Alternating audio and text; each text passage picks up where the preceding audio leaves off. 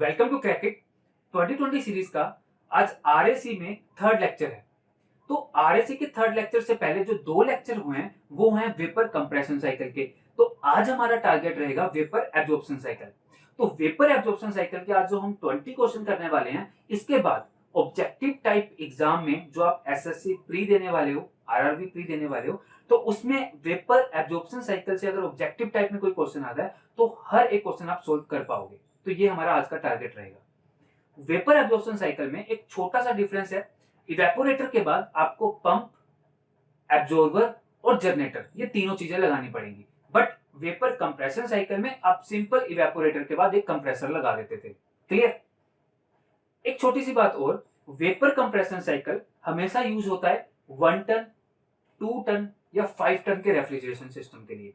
But अगर आपको 1000 ton, 2000 ton या 5000 टन के रेफ्रिजरेशन सिस्टम बनाने हैं तो आपको वेपर एब्जॉर्प्शन साइकिल यूज करना पड़ेगा। क्लियर? तो अभी हम चलते हैं क्वेश्चंस की तरफ। आज जो मैंने 20 क्वेश्चंस लिए हैं उनमें से कुछ क्वेश्चन प्रीवियस ईयर पेपर के भी हैं, कुछ क्वेश्चन ऐसे हैं जो बहुत इंपॉर्टेंट हैं, एग्जाम में आने की प्रोबेबिलिटी उसकी बहुत ज्यादा है, बट अभी तक एग्जाम में नहीं आए। तो मैंने कंप्लीट 20 क्वेश्चंस में पूरा वेपर एब्जॉर्प्शन साइकिल को कंप्लीट किया है। तो अभी हम चलते हैं क्वेश्चंस की तरफ। फर्स्ट क्वेश्चन देखिए, in vapour absorption cycle the compressor is replaced by. Option आपके पास है an absorber, a generator, pump and all of the above. सबसे पहले हम वेपर एब्जॉर्प्शन साइकिल और वेपर कंप्रेशन साइकिल में डिफरेंस क्या था, मेन डिफरेंस क्या है वो देख लेते हैं। देखिए, अगर मैं कंप्रेशन साइकिल की बात करूं तो हमने देखा था लास्ट लेक्चर में कि सबसे पहले तो एक इवेपोरेटर होगा जो कि कन्फाइंड स्पेस से हमें लेटेंट हीट को एब्जॉर्ब करेगा। अब लेटेंट हीट को एब्जॉर्ब करने के बाद जो भी इसमें रेफ्रिजरेंट लिक्विड फॉर्म में था वो वेपर फॉर्म में कन्वर्ट हो जाएगा, क्योंकि हमने पढ़ा था कि लेटेंट हीट जब भी एब्जॉर्ब होती है तो टेम्परेचर चेंज नहीं करता, फेज चेंज करता है। तो जो लिक्विड रेफ्रिजरेंट है वो वेपर फॉर्म में कन्वर्ट हो जाएगा। अब जैसे वो वेपर फॉर्म में कन्वर्ट हुआ, हम इवेपोरेटर से भेजते हैं उसे कंप्रेसर में। अब जैसे ही कंप्रेसर में हमारे वेपर जाते हैं तो हमें यहाँ पे दो बातों का ध्यान रखना पड़ता है। सबसे पहली बात ये कि यहाँ से जो इवेपोरेट होके वेपर हमारे जा रहे हैं वो मिनिमम सैचुरेटेड वेपर पॉइंट पे हो या वो सुपर हीट वेपर पॉइंट पे हो। ये दो बातों का हमें ध्यान रखना होता है। ऐसा क्यों? क्योंकि या तो वो सैचुरेटेड वेपर पे होगा या सुपर हीट वेपर होंगे जो कि कंप्रेसर के अंदर जाएंगे। ऐसा इसीलिए क्योंकि अगर हम लिक्विड को कंप्रेसर में भेजेंगे तो या तो जो हमारे कंप्रेसर के अंदर लुब्रिकेशन सिस्टम्स हैं, जो लुब्रिकेशन है वो वॉश आउट हो सकती है, और दूसरी बात जो कंप्रेसर के ब्लेड है वो डैमेज हो सकते हैं हमारे वाटर से। तो हम ये चाहते हैं कि वाटर वेपर कंप्रेसर में एंटर ना करे, इसीलिए सैचुरेटेड वेपर या सुपर हीटेड वेपर हम कंप्रेसर में भेजते हैं।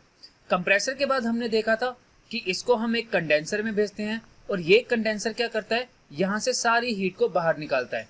और कंडेंसर के बाद आता है हमारे पास एक एक्सपेंशन वाल्व जो कि इवेपोरेटर तक लेके आता है रेफ्रिजरेंट को। अब यहाँ पे तो लिक्विड रेफ्रिजरेंट आएगा और यहाँ से वो वेपर रेफ्रिजरेंट बन जाएगा। तो ये हमने देखा था वेपर कंप्रेशन साइकिल में। अब वेपर एब्जॉर्प्शन साइकिल, ऐसा क्या खास बात है वेपर एब्जॉर्प्शन साइकिल में, जो कि देखो, ये जो वेपर कंप्रेशन साइकिल है ये आप 1 टन, 2 टन या 5 टन के रेफ्रिजरेटर बनाने के लिए यूज कर सकते हो। बट अगर आपको 1000 टन, 2000 टन, 4000 टन, इस इतने हैवी टन के रेफ्रिजरेशन बनाने हैं तो आप वेपर एब्जॉर्प्शन साइकिल यूज करोगे। और ऐसा क्यों होता है वो अभी आपको दिखेगा। देखिए, अगर मैं बिल्कुल basic diagram vapour absorption cycle की बनाऊं तो देखिए, उसमें भी सबसे पहले आपके पास इवेपोरेटर होगा। देखो, बहुत ईजी है समझना, क्योंकि हम कंपेयर करके समझ रहे हैं और कंपैरिजन से हम बहुत अच्छे से समझ आते हैं चीज़ों को। तो यहाँ पे भी सबसे पहले ये लेटेंट हीट को एब्जॉर्ब करेगा। अब लेटेंट हीट को एब्जॉर्ब करेगा तो एक बात आपने याद रखना है कि वेपर एब्जॉर्प्शन साइकिल में, यहाँ पे हम वेपर एब्जॉर्प्शन साइकिल पढ़ रहे हैं, वेपर एब्जॉर्प्शन साइकिल में हम NH3 और वाटर दोनों यूज करेंगे। यहाँ पे NH3 जो है वो आपका रेफ्रिजरेंट है और H2O जो है वो आपका एब्जॉर्बेंट है। ये ध्यान में रखिएगा। अब जैसे ही इवेपोरेटर से बाहर आपका रेफ्रिजरेंट निकला जो कि वेपर फॉर्म में होगा, वो सबसे पहले जाएगा एब्जॉर्बर में। क्योंकि देखिए ये आपको बिल्कुल डिटेल में मैंने थ्योरेटिकल लेक्चर्स में बताया है, पूरी सीरीज थर्मोडायनेमिक्स की है, आप उसको देख सकते हैं बिल्कुल डिटेल में। अभी जस्ट एमसीक्यू के लिए मैं आपके कंसेप्ट को क्लियर करना चाहता हूँ। तो यहाँ पे एब्जॉर्बर में क्या होगा, H2O। एब्जॉर्बर के बाद होता क्या है कि यहाँ पे जैसे ही NH3 आया, NH3 और H2O, H2O आपका होगा एब्जॉर्बर और NH3 आपका होगा रेफ्रिजरेंट। अब जैसे ही ये वेपर फॉर्म में आया तो यहाँ पे इस पॉइंट पे, ये एग्जाम का क्वेश्चन है, यहाँ पे होगा आपका रिच मिक्सचर, इसको बोलते हैं रिच मिक्सचर ऑफ एमोनिया, क्योंकि यहाँ पे प्योर एमोनिया होगा, क्योंकि इवेपोरेटर के अंदर रेफ्रिजरेंट है जो कि एमोनिया का है। अब ये जैसे ही ये रेफ्रिजरेंट एमोनिया एब्जॉर्बर में जाएगा तो एब्जॉर्बर उसे एब्जॉर्ब कर लेगा।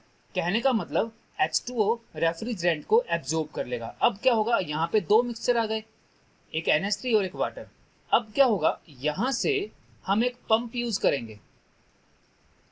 ये पंप क्या करेगा, पंप करेगा दोनों लिक्विड को कहाँ तक, यहाँ पे हमने एक जनरेटर लगाया है और ये जनरेटर का काम क्या है वो मैं अभी आपको बताता हूँ। यहाँ पे एक होगा जनरेटर, क्लियर। अब यहाँ पे जो NH3 और वाटर का मिक्सचर है वो पंप यहाँ से पंप आउट करेगा और जनरेटर में भेज देगा। अब जनरेटर में हम क्या करेंगे, यहाँ पे हीट सप्लाई करेंगे। बहुत इंपॉर्टेंट बात, इस बात को तो कभी मत भूलना कि जब हम यहाँ पे हीट अप्लाई करते हैं तो दोनों को हीट अप मिल रही है, H2O को भी मिल रही है, NH3 को भी मिल रही है। बट यहाँ पे क्या हो रहा है, NH3 का बॉइलिंग पॉइंट कम है और H2O का बॉइलिंग पॉइंट ज़्यादा है, जिसकी वजह से क्या हुआ कि NH3 पहले वेपर फॉर्म में कन्वर्ट हो गया होगा जनरेटर में। तो पहले जनरेटर में NH3 वेपर फॉर्म में कन्वर्ट हो गया होगा, तो ये वेपर जो NH3 के हैं वो कंडेंसर में जा चुके होंगे, क्लियर। कंडेंसर में NH3 के वेपर चले गए जो कि प्योर फॉर्म में होगा। अब यहाँ पे बचा क्या, वाटर। इस वाटर को मैं दोबारा एब्जॉर्बर में भेज दूंगा ताकि मेरे को दोबारा फिल ना करना पड़े एब्जॉर्बर, क्योंकि एब्जॉर्बर पानी से भरा है। तो जो यहाँ पे हीटअप करने के बाद वेपर फॉर्म में NH3 इधर चला गया, वाटर चला गया नीचे। अब यही NH3 एक्सपेंशन वाल्व के थ्रू मैं दोबारा इवेपोरेटर में डाल दूंगा। ये बिल्कुल सिंपल एक्सप्लेनेशन है एक वेपर एब्जॉर्प्शन साइकिल की। अब सबसे बड़ा क्वेश्चन ये कि स्टूडेंट बोलेंगे ऐसा इसमें क्या खास बात है कि ये 1000 टन, 2000 टन, 4000 टन के लिए यूज करते हैं। ये इसीलिए क्योंकि देखिए यहाँ पे वेपर एब्जॉर्प्शन साइकिल में होता क्या है, देखिए 1/200, ये एक टर्म है, इसको आप दिमाग में रख लीजिए। कभी भी आप वेपर को अगर लिक्विड फॉर्म में कन्वर्ट कर देते हो किसी भी रीजन की हेल्प से, जैसे ही आप वेपर को लिक्विड में कन्वर्ट करते हो तो लिक्विड फॉर्म में उसका जो वॉल्यूम है, वॉल्यूम ऑफ फ्लूइड है, वो 1/200 रह जाता है। कहने का मतलब अगर मैं यहाँ बात करूं लीटर में कि 200 लीटर ऑफ वेपर थे, यहाँ पे आपके पास वेपर ही होंगे, लिक्विड तो होगा नहीं क्योंकि कंप्रेसर है यहाँ पे। तो 200 लिक्विड ऑफ अगर वेपर हैं तो इसके कंपेयर में अगर यहाँ देखूं तो सिर्फ 1 लीटर ऑफ लिक्विड है, क्लियर। यहाँ पे फ्लूइड की बात करूं तो 200 लीटर ऑफ वेपर है और यहाँ पे बात करूं तो सिर्फ 1 लीटर ऑफ लिक्विड है इसके कंपेयर में।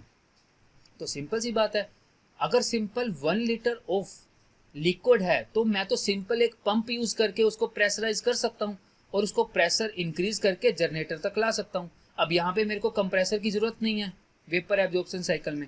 अब कंप्रेसर की जरूरत नहीं है तो मेरा साइज छोटा हो गया, अब कंप्रेसर में तो आप वर्क इनपुट देते थे, बट पंप में क्या है, आप सिंपल इलेक्ट्रिसिटी यूज करके पंप की हेल्प से आप प्रेशर इंक्रीज कर सकते हो जनरेटर तक।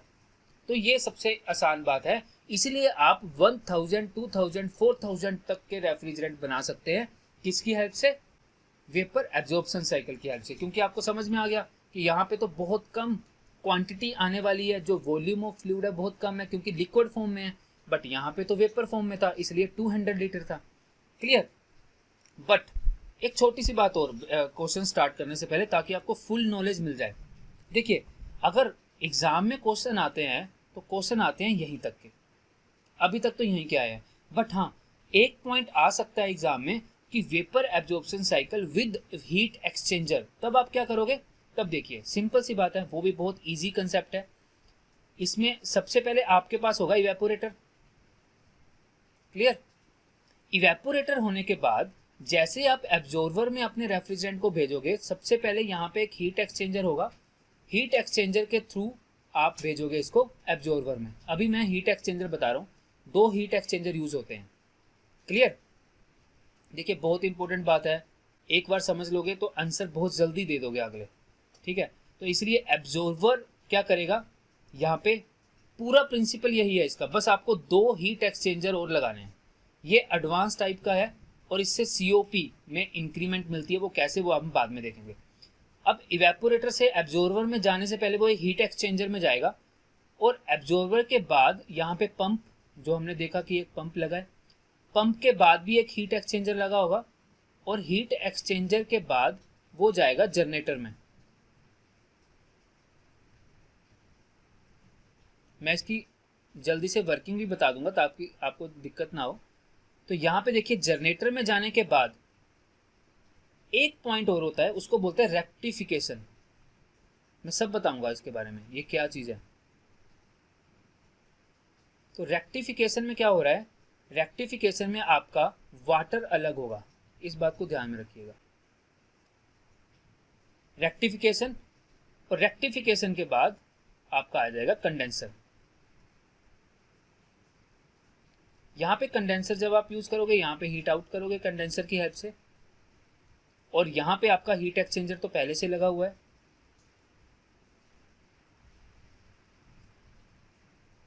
कंडेंसर हीट एक्सचेंजर के थ्रू इवेपोरेटर में भेज देगा, ये सिंपल सी बात है। अब देखिए इवेपोरेटर ने यहां पे जो रेफ्रिजरेंट है वो वेपर फॉर्म में भेजा होगा और यहां से वो क्या करेगा, कंडेंसर से आने वाली हीट को थोड़ा सा एब्जॉर्ब कर लेगा। यहां पे हीट चली जाएगी तो इसको हीट अप कर देगा ये, और जैसे हीट अप करेगा ये एब्जॉर्वर में जाएगा। एब्जॉर्वर में क्या हो रहा, रेफ्रिजरेंट और H2O जो है वो रेफ्रिजरेंट को एब्जॉर्ब करेगा, यहाँ पे दोनों का मिक्सचर बन जाएगा। वो मिक्सचर पंप के थ्रू मैं जनरेटर में भेजूंगा, बट एक हीट एक्सचेंजर के थ्रू। वो ऐसे इसीलिए क्योंकि जनरेटर में मेरे को पता है मैं जैसे इसको हीट दूंगा, क्यों, जैसे इसको हीट दूंगा तो यहाँ पे वेपर बनेंगे किसके, एमोनिया के, वाटर रह जाएगा। जो वाटर रहेगा वो मैं एब्जॉर्वर में भेजूंगा। अब जाते हुए एब्जॉर्वर में जाते हुए वो अपनी हीट, जो थोड़ी सी हीट है, वो इस वाले पॉइंट को दे देगा। तो यहाँ पे 2 हीट एक्सचेंजर यूज किए। यहाँ पे पहली हीट एक्सचेंजर, ये हीट एक्सचेंजर इसको हीट देगी और ये हीट एक्सचेंजर में ये वाला वाटर जो है वो इस पॉइंट को हीट अप कर देगा। अब जैसे ही जनरेटर में वेपर और वाटर का मिक्सचर आया था और वेपर ऊपर चले गए, क्योंकि वेपर का भी बॉइलिंग पॉइंट कम है तो पहले से वेपर बन जाएंगे। अब अगर उस वेपर में भी कुछ ना कुछ वाटर रह गया है तो रेक्टिफिकेशन क्या करेगा, उस वाटर को भी बाहर निकाल देगा। ये अच्छी बात है रेक्टिफिकेशन की। यहाँ पे रेक्टिफिकेशन के साथ कई बुक्स एक टर्म यूज करती हैं, उसके स्पेलिंग है DEPHLEGMATOR। क्लियर? इसको बोलते हैं डेफ्रिगमेटर। तो ये टर्म भी यूज करते हैं, ये भी एक रेक्टिफिकेशन ही है। इसके थ्रू भी आप वाटर को रिमूव आउट कर पाओगे। क्लियर? तो ये वेपर एब्जॉर्प्शन साइकिल का सिंपल सा एक कंसेप्ट था। अब देखिए हमारे क्वेश्चन कैसे सोल्व होंगे। इन vapour absorption cycle the compressor is replaced bye, अब यहाँ पे जो ये कंप्रेसर था ये किससे रिप्लेस हो गया, एक तो आपने पंप लगाया, दूसरा जनरेटर लगाया और आपने एब्जॉर्बर लगाया। क्लियर? ये तीनों यूज किए तो इसका आंसर क्या होगा, डी। अगर मैं नेक्स्ट क्वेश्चन देखूं, in ammonia aqua ammonia refrigerant vapour absorption system, तो यहां पे बात हो रही है H2O और NH3 की। क्लियर? तो in aqua ammonia refrigerant vapour absorption, ammonia as a refrigerant and water as a absorbent. अभी हमने पीछे देखा कि NH3 हम एज ए रेफ्रिजरेंट यूज करते हैं, H2 हम एज ए एब्जॉर्बर यूज करते हैं। तो यहाँ पे देखिए ammonia as a refrigerant and water as a absorbent. Clear? तो यहाँ से भी हमें आंसर मिल गया ए। नेक्स्ट क्वेश्चन में, in vapour absorption cycle function of rectification column and dephlegmator is, अभी हमने क्या देखा कि यहां पे जो रेक्टिफिकेशन यूज हो रहा है, ये रेक्टिफिकेशन क्या कर रहा है, जनरेटर से जो भी वेपर निकले थे, अब उस वेपर में कुछ अमाउंट लगभग 1 से 2% कुछ ना कुछ अभी भी वाटर के वेपर आ गए होंगे, उस वाटर वेपर को बाहर निकालने का काम करते हैं रेक्टिफिकेशन कॉलम और डेफ्लूमेटर। क्लियर, ये दोनों हमारे वाटर को बाहर निकालने का काम करते हैं। तो आंसर क्या आएगा इसका, to reduce the water vapour at the exit of generator, to reduce the ammonia vapour at the exit of generator. ये तो हो नहीं सकता क्योंकि हम तो चाहते हैं जनरेटर से बाहर निकले अमोनिया। सीओपी का कोई लेना देना नहीं है, पाइप प्रेशर का कोई लेना देना नहीं है। तो आंसर क्या आना चाहिए इसका, to reduce the water vapour at the exit of generator. Clear. Next देखो, which statement is correct about the vapour absorption cycle. देखिए एक भी क्वेश्चन हम छोड़ेंगे नहीं, जो भी क्वेश्चन बनता है हम हर क्वेश्चन को देखेंगे। विच सिस्टम, यहाँ पे एब्जॉर्प्शन साइकिल का स्टेटमेंट के बारे में बोला है। तो यहाँ पे देखिए, heat is supplied to a system at the generator and evaporator. अभी हमने क्या देखा था उसमें, कहाँ कहाँ हीट सप्लाई की थी। देखो एक तो जनरेटर में हीट सप्लाई की, क्यों, क्योंकि जैसे ही हम हीट सप्लाई करेंगे तभी तो बॉइलिंग पॉइंट आएगा किसका, NH3 और H2O का। जैसे हमने यहाँ पे हीट सप्लाई की तो NH3 वेपर की फॉर्म में कंडेंसर में चला गया था। तो कहाँ हमने जो हीट सप्लाई की वो जनरेटर में की। क्लियर। दूसरी, इवेपोरेटर ने खुद ही लेटेंट हीट को एब्जॉर्ब किया। तो इवेपोरेटर और जनरेटर दोनों हीट सप्लाई पॉइंट हैं। तो पहला पॉइंट तो मेरा सही है, heat is rejected at absorber, condenser and dephlegmator. यहाँ पे देखिए क्या हुआ, एब्जॉर्बर, जब एब्जॉर्बर में वाटर और NH3 दोनों ऐड होंगे तो एक जैकेट होती है, वाटर जैकेट, जो कि कूल करती है उसको। कंडेंसर में क्या होता है, कंडेंसर में भी हम वेपर फॉर्म को लिक्विड फॉर्म में कन्वर्ट करते हैं, मतलब कूलिंग कर रहे हैं। तो इसका मतलब दोनों पॉइंट ठीक है। अगर दोनों ठीक है तो तीसरा पढ़ने की जरूरत नहीं है, ऑल ऑफ द अबव भी होगा इसका आंसर। बट तीसरा देखिए क्या है, सब cooling before evaporator increase the refrigerant effect. ये हमने बहुत ही डिटेल में लास्ट लेक्चर में देखा था। ऐसा क्यों होता है कि सीओपी क्यों इंक्रीज करती है या फिर रेफ्रिजरेंट इफेक्ट क्यों इंक्रीज करता है सब कूलिंग की हेल्प से। ठीक है, तो इसका मतलब ये तीनों पॉइंट हमारे सही हैं। सब कूलिंग का मैं थोड़ा सा आपको रिवाइज करवा देता हूँ। सब कूलिंग में हमने देखा था कि अगर हमारे पास एक डोमेन है तो यहाँ पे अगर इस पॉइंट से आपका, अगर मैं वेपर कंप्रेशन साइकिल की बात करता हूँ तो यहाँ से कंप्रेस होकर दूसरा पॉइंट यहाँ पे आएगा और उसके बाद सबसे पहले इसको डी सुपर हीट करेंगे, उसके बाद यहाँ पे कंडेंसर इसको हीट रिमूव करेगा और यहाँ पे हम सब कूलिंग करते हैं। सब कूलिंग करने का मतलब यहाँ से हम जो इंथैल्पी H कांस्टेंट की लाइन बनाते थे वो ना बना के यहाँ से बनाएंगे। अब ये जो सब कूलिंग हुई है इसकी हेल्प से क्या हुआ, ये पॉइंट आ गया यहाँ पे।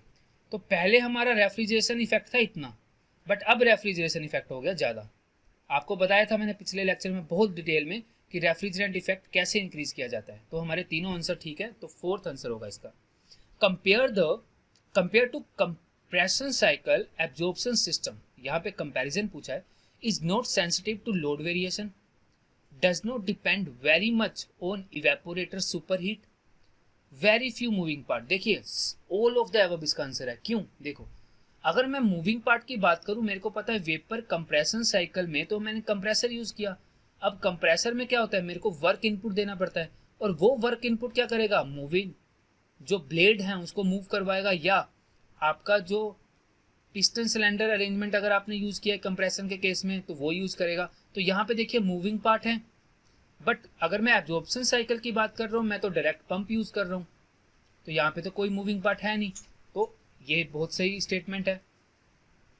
अगर मैं बात करूँ does not depend very much on evaporator superheat, हमने देखा था वेपर कंप्रेशन साइकिल में इवेपोरेटर से बाहर निकलने वक्त या तो वो सुपरहीट हो या मिनिमम सैचुरेटेड वेपर हो।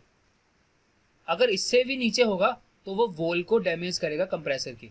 तो इसलिए बहुत ज़्यादा वो डिपेंड करता था इवेपोरेटर के टेम्परेचर पे। बट इस केस में जो वेपर एब्जॉर्प्शन साइकिल है, इस केस में ऐसा कुछ नहीं है, क्योंकि हमें यहाँ पे पंप की हेल्प से जनरेटर तक लिक्विड को पहुंचाना है। तो ये भी ठीक है।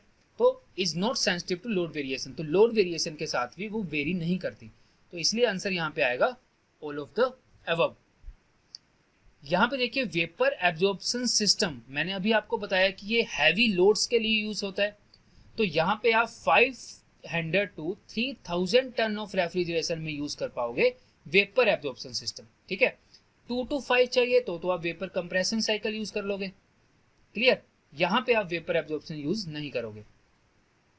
वेपर एब्जॉर्प्शन सिस्टम आप जो भी है रेफ्रिजरेशन है जो यूज करोगे वो 500 to 3000 टन के लिए करोगे। The main reason behind small size of vapor absorption cycle even in 2000 ton of refrigeration is, main reason क्या है?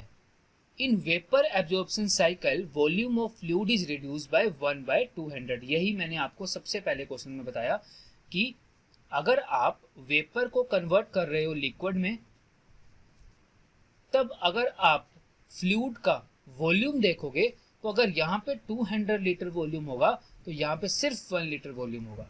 अगर वॉल्यूम बहुत कम हो गया तो आपके साइकिल का भी वॉल्यूम कम हो गया। इट मीन्स आप 2000 टन का भी अगर रेफ्रिजरेंट या कंडीशनर बनाते हो तो वहाँ पे जो सिस्टम होगा वो स्मॉल ही बनेगा, क्लियर। बट इस केस में बहुत बड़ा बन जाता क्योंकि यहाँ पे तो कंप्रेसर लगाना पड़ेगा आपको। तो सबसे अच्छा रीजन क्या है यहाँ पे 1/200। अगला ऑप्शन पढ़ते हैं। In vapour absorption cycle pressure is low before rectification process. ऐसा कुछ नहीं है। Evaporator pressure is equal to generator pressure, ऐसा बिल्कुल नहीं होता, ठीक है। क्यों? क्योंकि आपको तो पता है इवेपोरेटर के बाद तो पंप लगा है, यहाँ पे एब्जॉर्बर है, यहाँ पे पंप है, पंप के बाद ही तो जनरेटर लगा है। तो कैसे प्रेशर इक्वल हो सकता है इन दोनों का? नहीं हो सकता। तो इसलिए आंसर होगा यहाँ पे A. To increase the efficiency of refrigeration cycle heat exchanger is fixed at. कहाँ कहाँ हमने लगाए थे हीट एक्सचेंजर? हीट एक्सचेंजर हमने 2 जगह लगाए थे। कहाँ कहाँ? एक हमने लगाया कंडेंसर और इवेपोरेटर के बीच में, पहला। और दूसरा कहाँ लगाया? दूसरा हमने लगाया जनरेटर और एब्जॉर्बर के बीच में, अपने साइकिल की एफिशिएंसी को इंक्रीज करने के लिए। अब यहाँ पे ऑप्शन के साथ हम आंसर देंगे बिफोर इवेपोरेटर, बिफोर डेल्फिमीटर। नहीं, ये तो नहीं है क्योंकि जनरेटर से पहले लगाए और पंप के बाद लगाए। Before evaporator and after pump, ये ऑप्शन हो सकता है। बिफोर एब्जॉर्बर, बिफोर एब्जॉर्बर तो गलत हो गया, बिफोर एब्जॉर्बर तो हम लगाते नहीं है। After condenser, before pump, pump से पहले नहीं लगाया जाता, पंप के बाद लगाया जाता है। तो आंसर आ गया आपका B, before evaporator and after pump, clear. ये अभी हमने डायग्राम में देखा। For better performance the ratio of lift temperature and depression temperature D, ये बहुत इंपॉर्टेंट पॉइंट है। यहां पे देखिए, जो आपका जनरेटर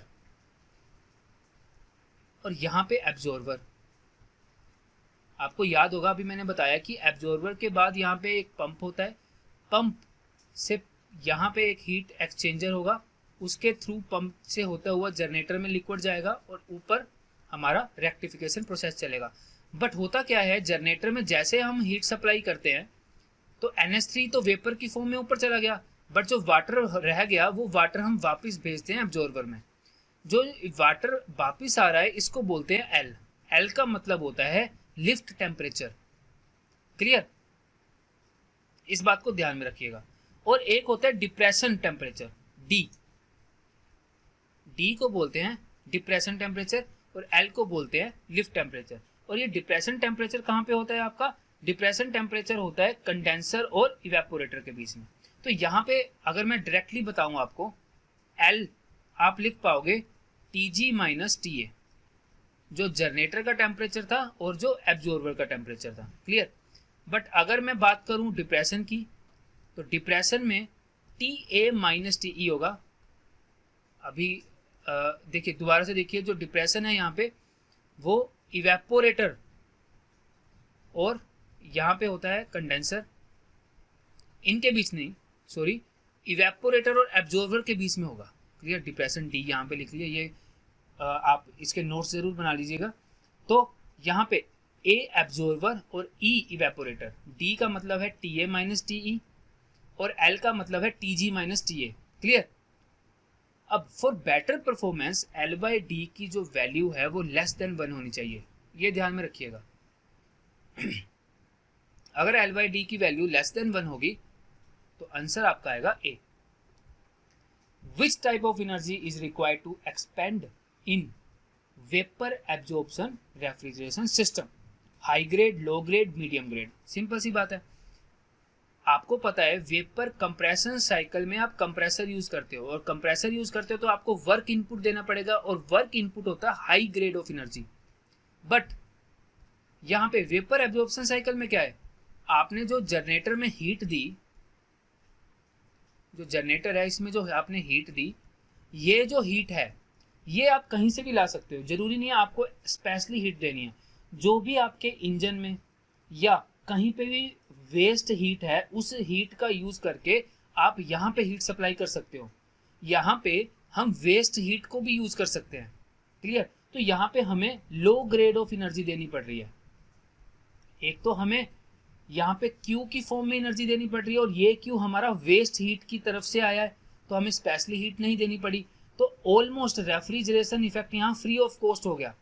बट यहाँ पे रेफ्रिजरेशन इफेक्ट कैसे हुआ, वर्क इनपुट देने के कारण।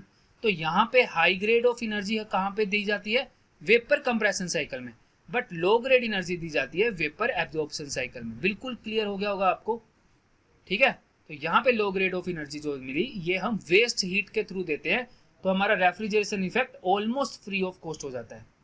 11th, which of the following condense first, ammonia और water vapour.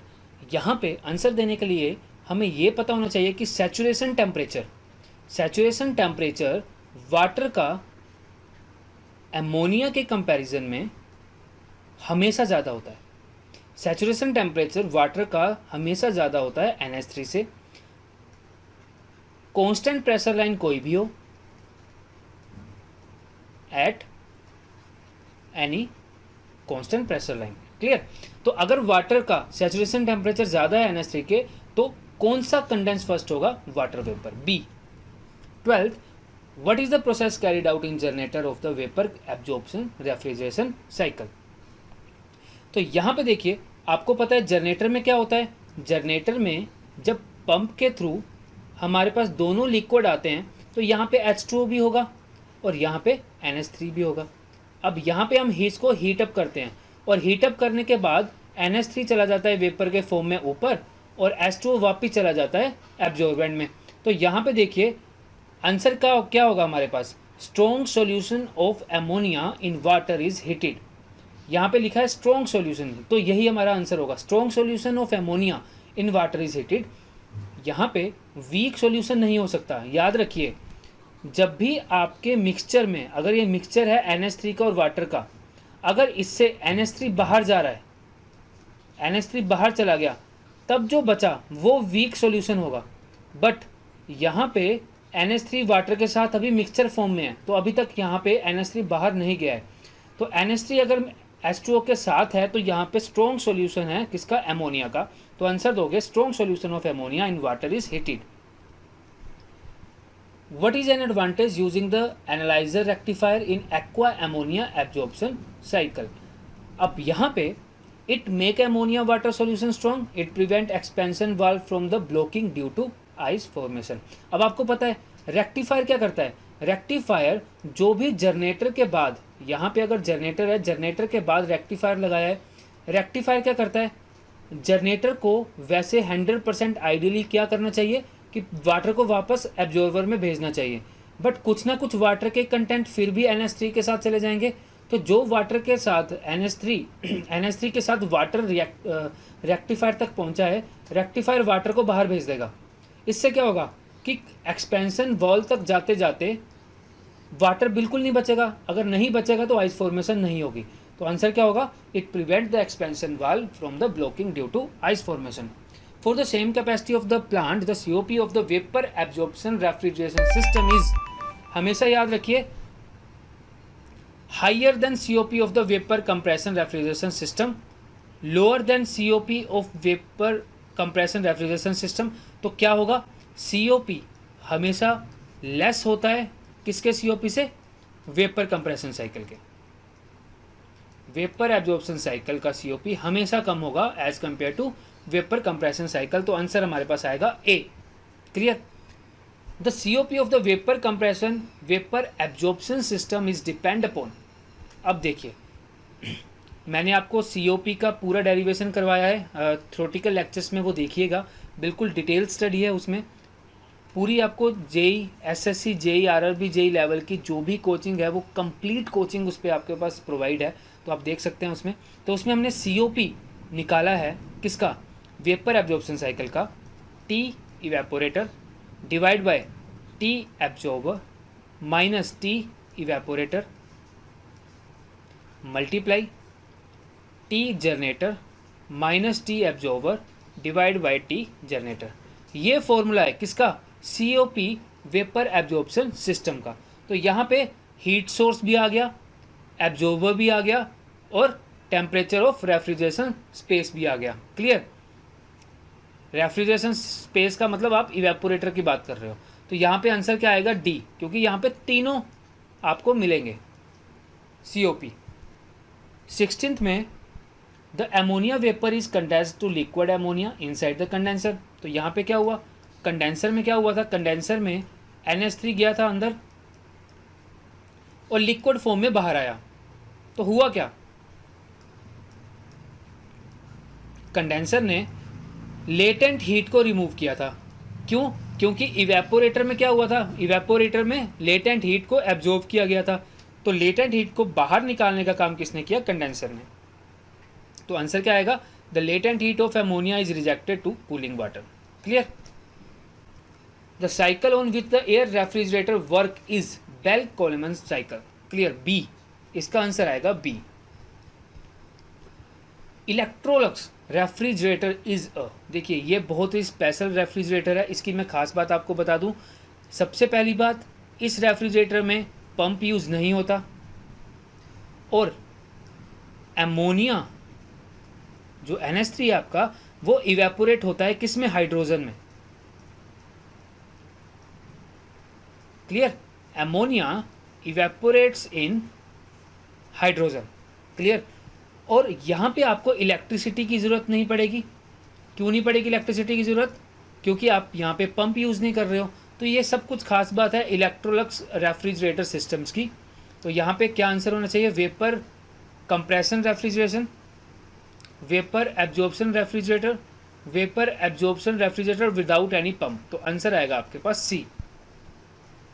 The vapour absorption system refrigerator are based on the principle that fluid absorb heat while changing from. बहुत अच्छी बात है। यहाँ पे एक और कंसेप्ट हमारा क्लियर होने वाला है। देखिए यहाँ पे वेपर एब्जॉर्प्शन सिस्टम में, रेफ्रिजरेटर में, based upon the principle that fluid absorb heat. हमें पता है इवेपोरेटर में होता क्या है, इवेपोरेटर में लिक्विड फॉर्म में रेफ्रिजरेंट एंटर करता है, यहाँ से लेटेंट हीट गेन करता है, लेटेंट हीट गेन करने के बाद यहाँ पे वेपर फॉर्म में बाहर जाता है। तो हुआ क्या, liquid phase two vapour phase and give up heat in changing from a vapour phase two liquid phase. तो आंसर होगा बी। ऐसा क्यों, क्योंकि लिक्विड फेज से वेपर फेज में कन्वर्ट किया यहाँ पे, और कंडेंसर में क्या होता है, वेपर फॉर्म से लिक्विड फॉर्म में कन्वर्ट होता है। तो changing from vapour phase two liquid phase, give up heat. Give up heat का मतलब कंडेंसर से जब बाहर हीट निकलेगी। 1 टन ऑफ रेफ्रिजरेशन, आप याद रखिए 1 टन ऑफ रेफ्रिजरेशन जो है, आपको लास्ट लेक्चर में भी बताया था, आपको 3 से 4 यूनिट्स याद करनी है। 12,000 BTU पर आवर, 200 BTU अगर मैं मिनट्स में बात करूं, 3.5 किलोवाट और 4.7 हॉर्स पावर, ये सभी इक्वल टू होते हैं 1 टन के। Okay friends, vapour absorption cycle के 20 क्वेश्चन हमने किए। आपका कॉन्फिडेंस लेवल थोड़ा बूस्टअप किया होगा। नेक्स्ट लेक्चर में वेपर एब्जॉर्प्शन साइकिल के कुछ न्यूमेरिकल अप्रोच में आपके साथ लेके आऊंगा। एग्जाम में कैसे न्यूमेरिकल्स को अप्रोच करना है वो हम सीखेंगे। अब मिलते हैं हम नेक्स्ट लेक्चर में। तब तक आप आरएसी के कुछ थ्योरेटिकल लेक्चर हमारे लीजिए, जिसमें हमने डिटेल में कंप्लीट आरएसी को समझाया है, वो भी बिल्कुल सिंपल लैंग्वेज में। Okay, thank you very much.